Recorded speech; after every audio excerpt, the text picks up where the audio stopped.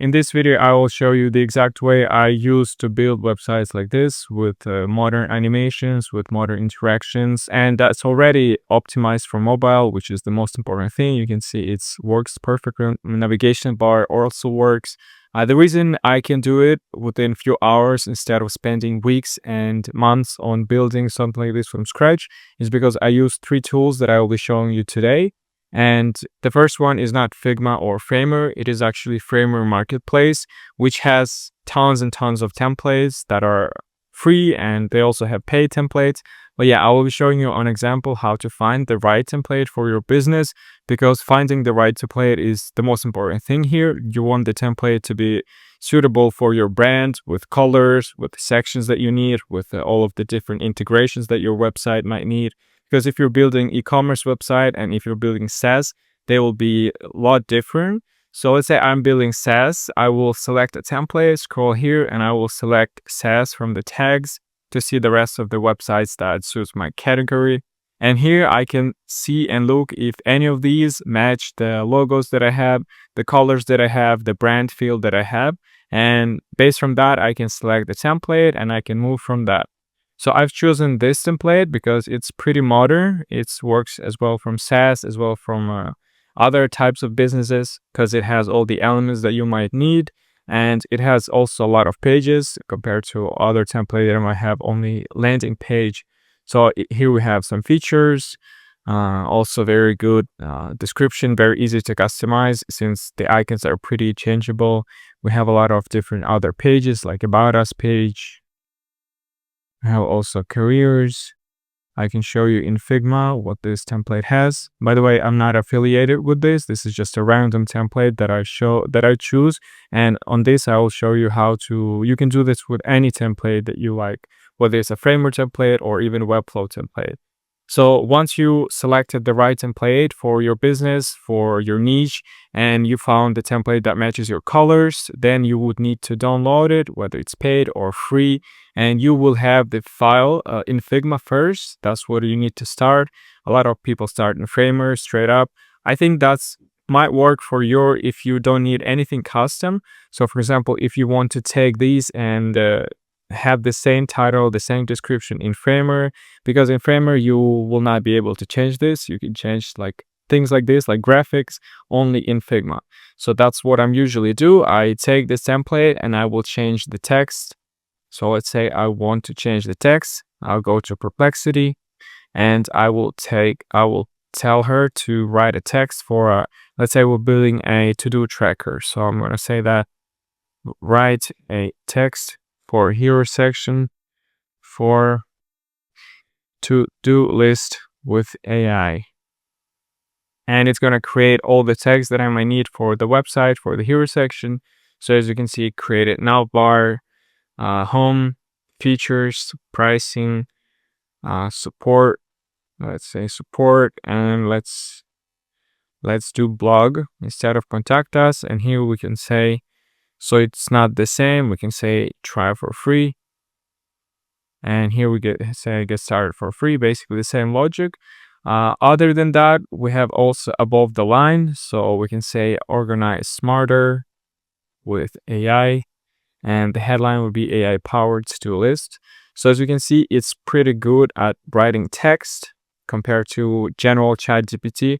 The reason is that because I applied specific description here. I spent like few hours to write like descriptions of what I need for you to write to me. So for example, if I mention that I want a text for hero section, I specified the length of the header, specified what buttons should it be, specified the length of the description and which buttons should be there. So it knows the structure which to follow.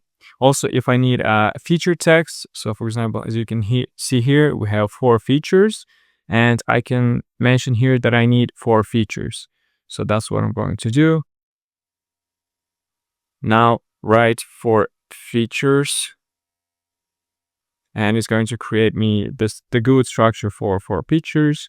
So we have above default here as well.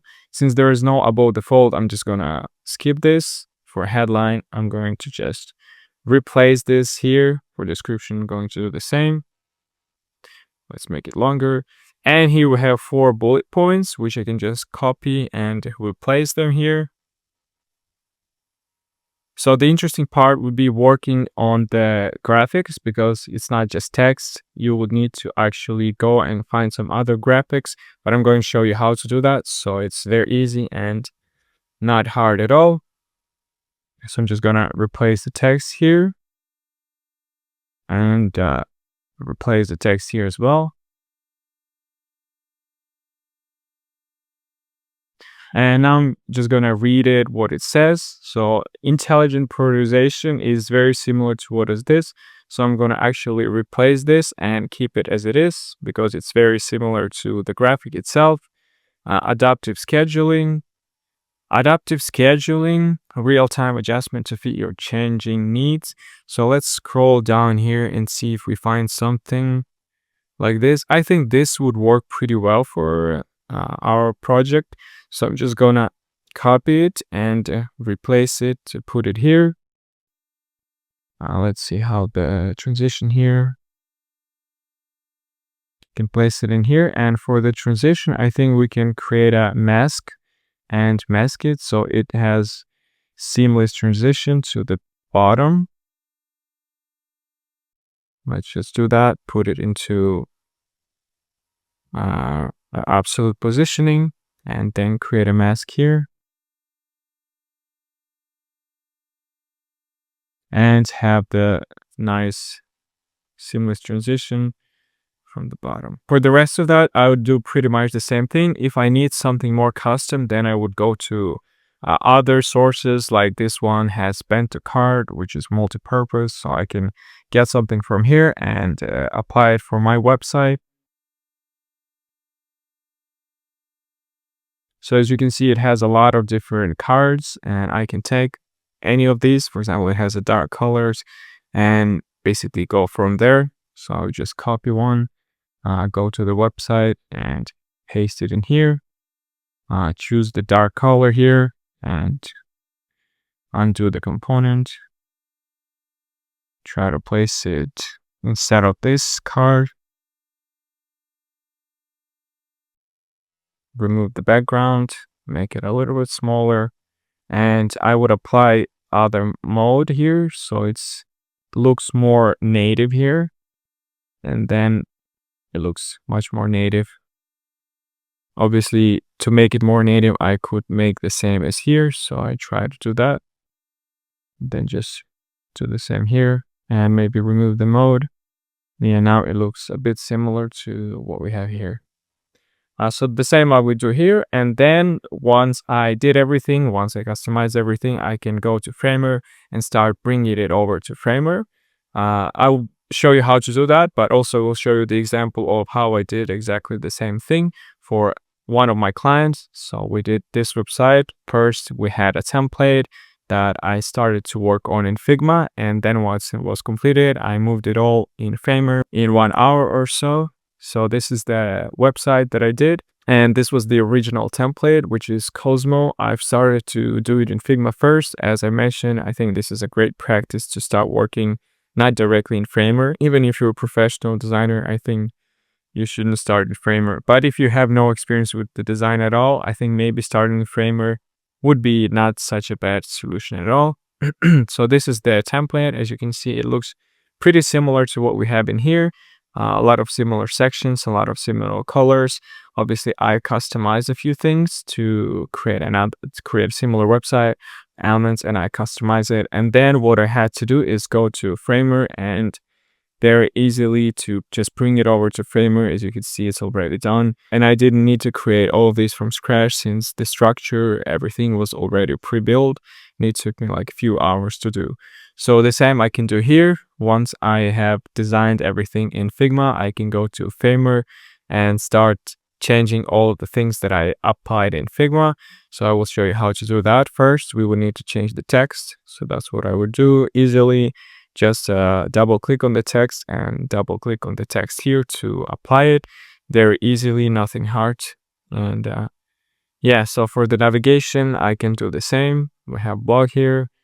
We have it's a component. So I would go to layers. I would go to Hero section, open the hero section, content block, and we have here heading, assets.